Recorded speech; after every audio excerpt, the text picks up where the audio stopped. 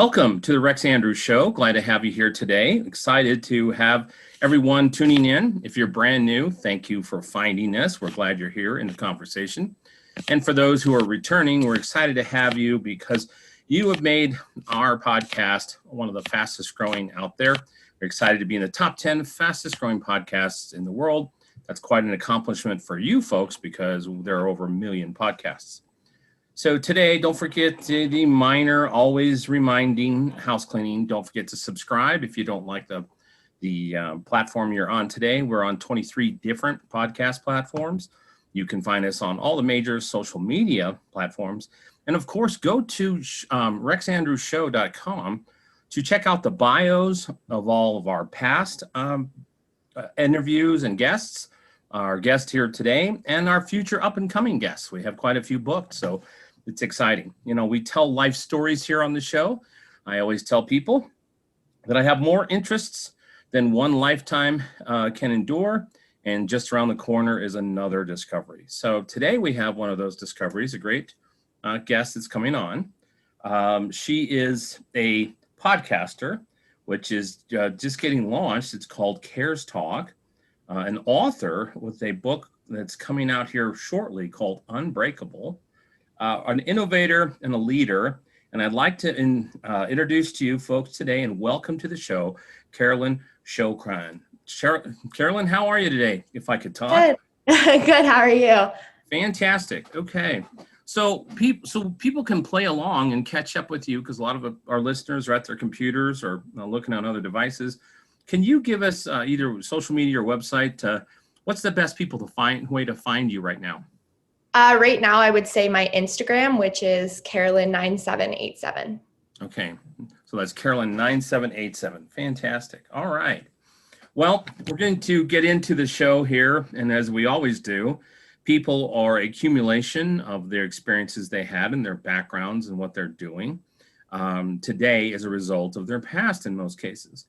So what I'd like to do for our listeners today, Carolyn, is to have you go back into your history. We want to know where you were born and where you grew up and what your family life was like. Do you have siblings? What did your parents do for a living? Give us a peek at maybe sports or things you did as a youth, and then also your education, and then walk our way up to today. So take it away, Carolyn. Introduce yourself. All right. Well, thank you so much for having me on this show. I really appreciate this. But I will start off first by saying, so my name is Carolyn Sophia Skowron, and I put the middle name in there because it's actually a meaning for me, for my book, but I'll get into that later. But anyways, I was born in Pittsburgh, Pennsylvania, and I've lived here my whole life. I went to college in Ohio for a semester, my first semester of college, but then I decided to come back home. So I finished out my college degree at Chatham University in Pittsburgh, PA. Go Cougars. And now I am a graduate, 23 years old, and I'll be 24 in April. And yeah, I am just starting out, kind of figuring out what I wanted to do with everything. And with the pandemic, it's been really hard for me to kind of figure out okay, I just need to make sure that I'm doing something because it's so hard for me not to be doing something. Sure. Okay. So let's back up a little bit here. You skipped ahead pretty fast. So tell us about your family. Do you have siblings? What did your parents do? What did you do as interest as growing up, sports or interest, stuff like that? Yeah. Tell us about that. Yeah. Sorry, there's so many questions. I was getting confused, but that's okay. So my parents, my mom has been the most wonderful stay-at-home mom girl could ask for with my sister. My sister is 26 years old right now. She lives out in Chicago, so she doesn't live with me. And my dad has had a high executive position for a big company for it's basically, I don't even know fully. I just think it's he does something with global public sector. So he does that, and he's worked very hard to get there. And growing up, though, I actually ended up going to boarding school for high school. So whenever you said high school and sports, that was really funny because I did a lot. And so tell us about that a little bit. Yeah, so whenever I went to boarding school, it was actually a school for kids with learning disabilities. Okay. And it's the thing was is I never found out about my learning disability until I was a sophomore in high school. So I was a sophomore in high school and I found out that I had nonverbal learning disability, which basically is you're highly verbal, which I love to talk, so that makes sense. But you have a hard time with math and science. You have a hard time grasping concepts in school. And so that started to really affect me because I did not pass the standardized test I needed to graduate high school. Mm-hmm. And when that happened, it was just very weird because I mean, I completely failed it. And so I did testing and I found out that I had this. And, at first I was terrified because I was like, I don't know what this means. But then soon after, my parents decided that it would be best if I went to a boarding school in Connecticut that was for kids with learning disabilities. And through that, it was actually a really great experience because I left middle of my sophomore year of high school. Okay. But then I was 16 years old, living on my own, in a dorm, and I had a roommate, and it was very new for me. It was not something I've never really liked being away from home too much. Mm-hmm. So it was like a hurricane for me for a second. But no, the school actually itself is a wonderful school. And I was really lucky that I met some great people through it. But, it definitely was crazy for me having to have all of a sudden, 2 weeks later, I'm going to boarding school. But, my parents and I talked about it and decided it was the right decision. And quite frankly, I think it was, and I think it's great what they do. Okay, fantastic. So you got out of school. Now I understand you had some drama in your life and some things Yeah. happened to you that helped you get inspired to write your book. So can you walk us through that? Yeah. So the whole start to my book actually is a very interesting story because it all goes back to March 15th, 2021. 2020, my bad, a year behind. And I was actually in a really bad car accident where I was really lucky to be alive. And I was grabbing my seatbelt a few seconds before the accident. When I did that, right after that, we crashed. So it was a very scary, terrifying experience to have in the least. But after that whole experience, I was really lucky with my injuries actually, because I was in the back middle and I could have easily gone flying through. But luckily I was able to, recover and get, physical therapy and everything. But after that night, my whole life just shifted. And I mean So that let me interrupt you for a second here. So you were in the back seat in the middle. Now, did you actually get your seat belt latched, or were you yeah, not latched? no, I got it. Like, it was literally like I turned my head around because I was in the back middle, and all of a sudden I was like, wow. And I grabbed my seatbelt maybe a few seconds after. I don't remember exactly, but a few seconds later, we just crashed. But I got it. Now, what kind of injuries did you sustain? Well, I had a concussion, and so I was. Concussions also are very hard because you can't see them, but they really affect you. And it was not my first one either, so it was definitely a little hard to navigate. But I just kind of got back into trying to do my everyday life as much as I can and take it easy. But I also had a bone bruise in my knee, so I had to do a lot of physical therapy for it, and some other patella something syndrome, which I'm actually still doing physical therapy for a year later. But that was like pretty much the big one. And then my back and neck, I still sustain whiplash, which I'm still trying to, strengthen my back and neck. Still doing not surgery, still doing, physical therapy for it. But I'm just very lucky. Okay, fantastic. So you had this accident and it kind of woke you up. What did it make you feel? What were your emotions or what were your thoughts after this? Yeah. That's a great question because, right after the accident was a few days after, I was laying on the couch and I was just, watching TV. And all of a sudden I was like, wait a second, like, did people care that this happened? Because the people I was in the car accident with didn't really care. So I had a lot of feelings about it, and I started writing. I got out my computer, and I had this document I guess I've had for a while that was just, CS star star. Never thought anything of it. And all of a sudden I just start writing, my feelings and emotions and just like everything, since it was a hit and run. Mm-hmm. Just everything kind of came to me, and I was like, I gotta write this down. And then a few days later, it hit me that I have almost faced death twice. Once almost by choice, which, goes back to mental health and the stigma, and once just praying I wouldn't die, which was this car accident. And I knew at that point that that meant something big. I knew that that was not, something that happens to most people. And so what I did is I called a friend. So to give a little backup of this, so my first semester of college, I went to a different school. I went the one up in Ohio, like I said.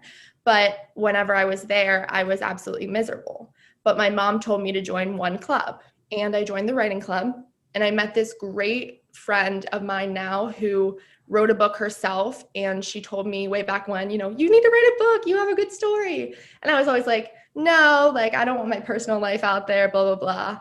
But after the accident, I called her up and I said, I need to write a book. Does that sound crazy? And she was like, no, not at all. Like, you should do it.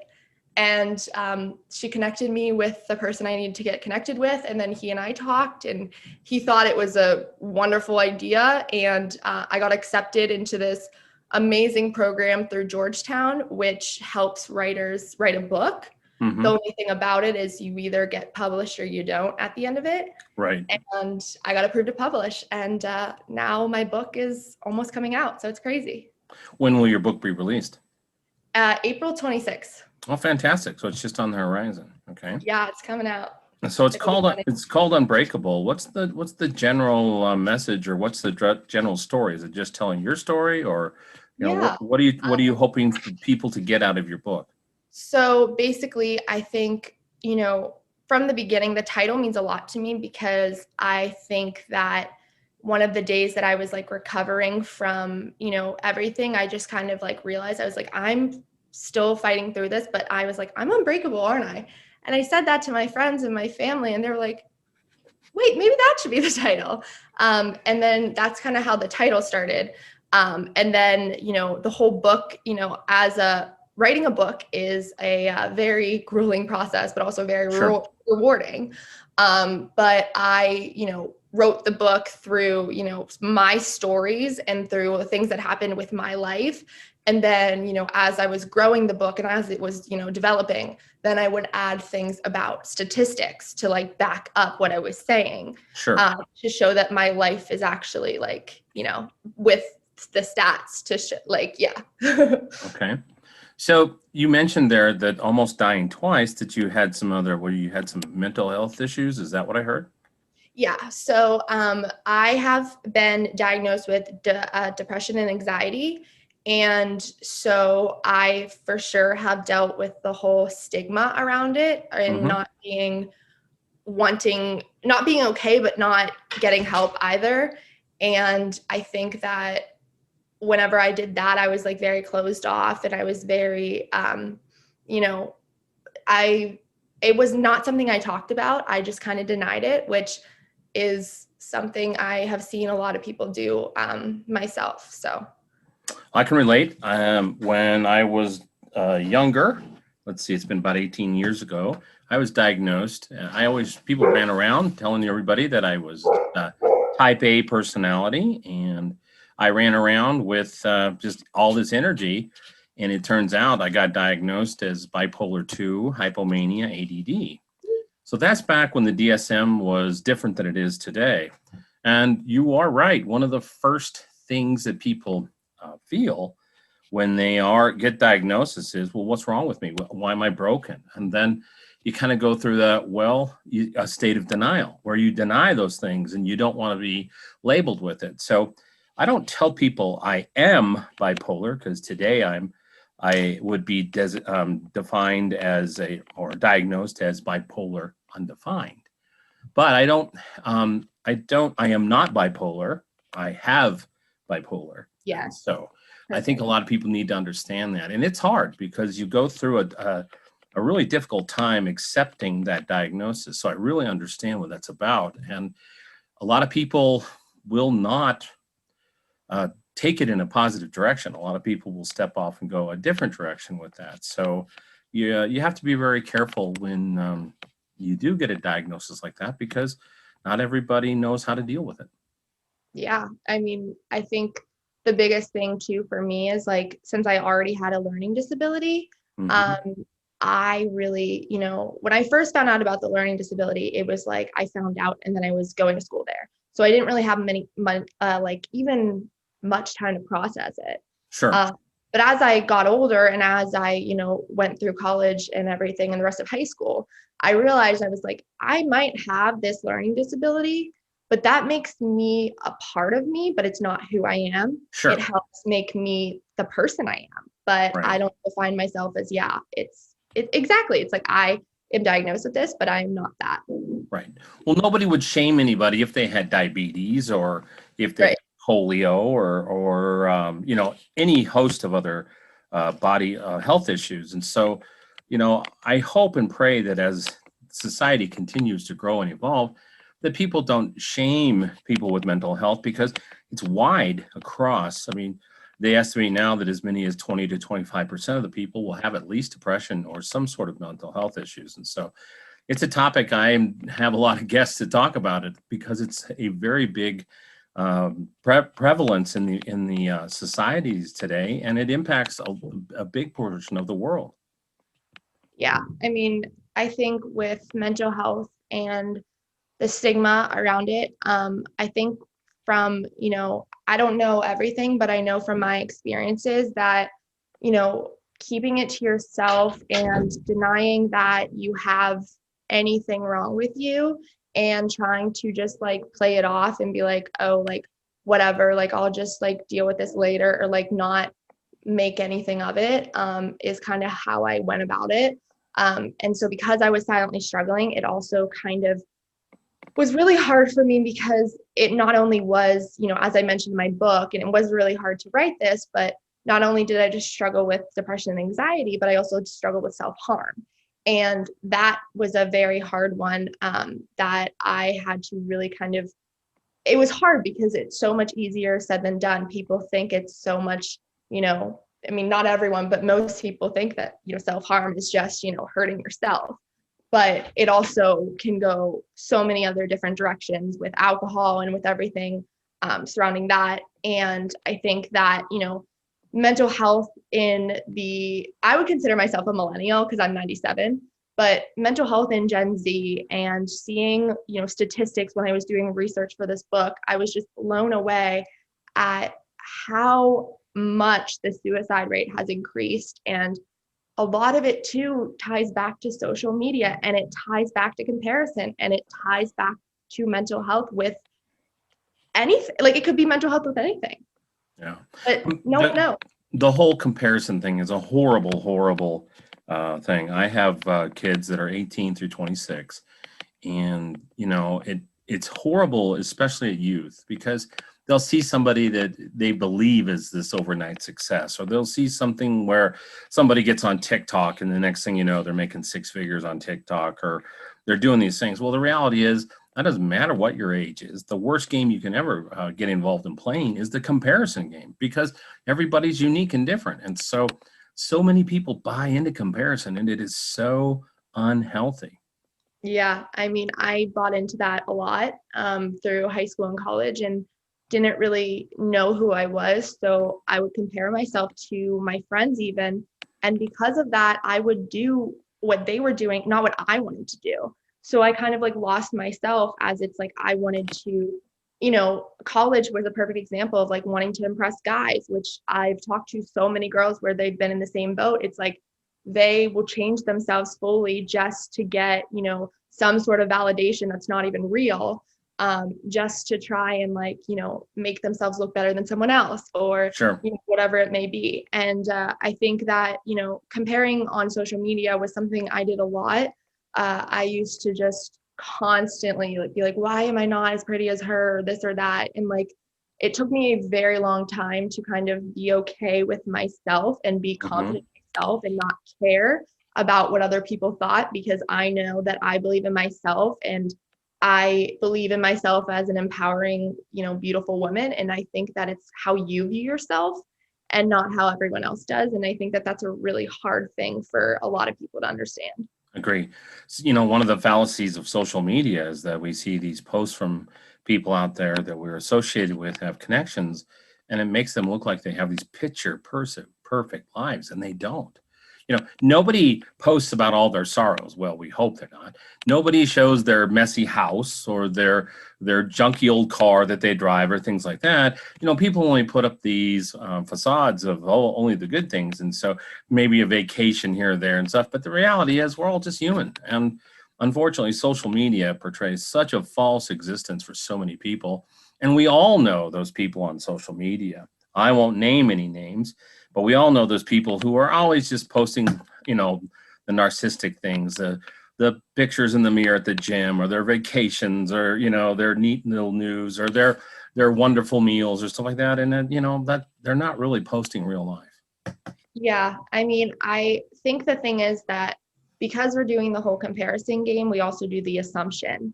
And that is something that I find very common, is that people assume that just because someone has, like you said, like that life, that their life is perfect. I actually feel very sorry for a lot of people who get hate, who are TikTokers, who are just trying to live their lives, and they're getting terrible things said about them for no reason. It's like, that is their life, and that's amazing for them. And it's important to be happy for other people and other people's success, because the only way you're going to drive your own success is if you exude that energy toward other people. And so the hate on social media about, celebrities or famous people or what they want to call it, is like, we're all human. And I just, it really breaks my heart to see that, because I see it happening all the time with Gen Z. And, on like Snapchat, there will be like something else about it that like just makes me sad. And, I'm on that app a lot. I love that app. I'm not going to lie. But I'll see those stories and it'll make me really sad, because it's like people are getting hate and they're getting terrible things said about them just because of what they're doing. And it's like, they didn't choose that life. That life is like who they are as a person. Mm-hmm. And I think that people think that some people aren't like people, and people treat people differently based on who you are. And I think that is something that really, really can affect a lot of people. And the ego thing with that is just like downright wrong. And I don't think that it's always talked about, because people would assume, or most would assume, that, they have it all together and they can do whatever they want or get whoever they want. Sure. And treat people like crap. And the reality is that really making you feel better as a person? No matter who you are, it's like, does it really make someone feel good to just ghost someone, or to just like not say something to them, or like whatever it may be? Because we're all people and we all have different baggage. Everyone has something. Sure. And people just need to be more abrasive of that, because we only have one life. And I think after my car accident, I really just started to see life so different, completely different perspective. And now it's just better to be open about it than hide it. Yeah. So I want to pivot here a little bit. You mentioned earlier that your effort to put the book out was a lot harder than you thought. What made it hard? I think for me, the whole process of writing a book actually was like amazing. I loved it. I loved waking up to write and stuff. I think the hard part about writing the book was definitely about, what I had to write about. Because if you read the book, you'll see that there's very, I think there are some parts where I had to like edit and be like, I would cry, because I would like be going through my edits and then I would see that this chapter is the hard one for me. And the reason that those chapters are harder is because they talk more about almost suicide. And I knew it was going to be really hard to put that in there, but I wanted to be real. And I knew that I had to give everything. It just emotionally was a little bit, took time. It was hard, but at the end of the day, like, I started this whole entire process to help one person, because I wanted to help and save one life. Okay. So in working with your publisher, were they reviewing chapter by chapter? Did they have you submit multiples? Did they wait to the end? How did your editing process work so you could then revise and resubmit? So the great thing about what I was doing and the program I did like first is I had a developmental editor, which really kind of just helps you get your thoughts and your stories on track and make sure Mhm. those are making sense. And then once you move on a little bit, you get a marketing revisions editor who is someone who is definitely more about like, all right, let's get these in chapter form. Let's make sure that our stories are aligning with this. So they're definitely more, precise about everything that they do. You go through a different round of edits. I probably went around maybe 4. And, it's probably not even, I think there might even be one more round actually, just to like, get back and then finalize. But it's definitely a lot. There was a lot of editing and revising, and I had some amazing editors along the way that really helped me put it together. So it wasn't the whole typical, what I thought it would be chapter by chapter. Sure. Totally was completely opposite of what I imagined, but it ended up working out wonderfully. Okay. Now you launched your podcast. What made you decide to do that? So I think the whole thing with the podcast is after I finished writing the book, I kind of realized that since my book was going to be so real and honest, I figured that I should share my voice more through a podcast or start a podcast or do something like that. And I didn't know what I exactly wanted to do with it per se. I just knew that I wanted to do something that would kind of make people listen and be like, oh, okay, like I understand. I deal with something similar like that. Basically, like almost explaining something I have gone through and I've learned something from. Because I think with the Gen Z generation, the reality is they're growing up in a fake world, and it's time for them to kind of see what real is. And I think that that's scary for a lot of people. I mean, sure, it was for me. I mean, it was definitely hard to, express everything. But at the end of the day, like when you realize you're doing something to help someone, it just fulfilled me so much more. Like I just hope that it helps people and helps people understand they're not alone. And so if they don't, have the book, they'll have the podcast to just kind of be like, oh, okay, like that's nice to know I'm not alone. And the other thing too with it is like you can make a terrible experience a wonderful experience. And that is what I did with this car accident. And I'm very thankful that I was able to turn it around. Fantastic. So what's next? You got any projects on the horizon? Next is kind of up in the air because we still are in the end of the pandemic, but it's been hard to kind of get a job in this market. So graduating the pandemic, I'm very thankful I had this book. But I do hope in the future to do like a book tour or to have speaking engagements or speak for mental health. Because I really am more of part of my learning disability actually is like you're more creative. You have more of that like creative side. And for me, I think it's so much more important to be like interacting with people and to be like making sure people are okay, because the people that people think are okay are Mhm. usually the ones that are hiding. And Sure. everyone just needs to have a safe space. And that goes with the stigma too with men. I mean, so many men just push their feelings down and just don't, you know, I've even talked to a few and it's just like they don't want to admit that there's something wrong. And that needs to change because we're all people and we all deserve to live our best lives. Fantastic. Well, I really appreciate you sharing your story with us today. It's great to see that you've had Absolutely. these experiences and you're taking those struggles and turning them into something very positive and sharing that, because so many people need to hear this, and not from a comparison game perspective, but just as motivation to see that there are others out there with challenges, and there are others out there who've had events that they didn't plan and they've grown from those and they're turning into something positive. Okay, so I have one last question for you, which is the $64 million question, which we ask all of our guests. Okay. Now, in this world today, everybody has these things called a bucket list. We want to go off and do these crazy things. I want to swim with dolphins. I want to, whatever my bucket list happens to be, go to Bora Bora, something like that. But in the universe, there's always an opposite. So the opposite list, rhymes with bucket, starts with an F, but I won't say that. So what is something that would be on your F-it list that you just don't want to do? Wow, that's a very, let's see. I think It could be something really simple. It doesn't have to be something, over the top crazy. It can be, hey, I'm not going to have sardines. Okay. Or, so what is something that's going to be on that F-it list? I think definitely that's like a hard question.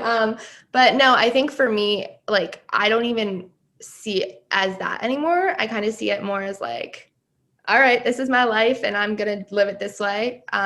So the F-it list, honestly, for me is like just living freely, I guess, because I don't want to be like, I want to be as real as possible. And like, that was the whole point of my book too. So I think that for me now, if you would have asked me that a year ago, I would have had a completely different answer. Sure. But I totally think that, I'm just trying to live my life the best I can and, be kind to people and, pay it forward when I can. And, I think that if we all spread a little more kindness, I think this world could honestly become a much better place than it is. And I truly believe that people have it in them to see that. I appreciate that. That's a great answer. Thank you. You're very positive these days. You're not taking a negative approach. And for me, it would be something like, I don't like sardines. I'm not eating them again. So that's one on my list. Well, thank you for coming on, Carolyn. I really appreciate you sharing your story. And we will have you out there just shortly so people can listen and watch on YouTube. So that'll call it a wrap for today for this episode. Thank you for tuning in and listening.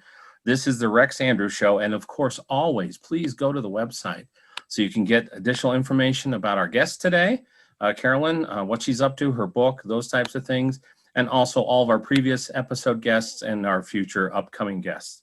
So until next time, I just have 3 things to say, which I say every time. Be safe, be bold, and make it a great day.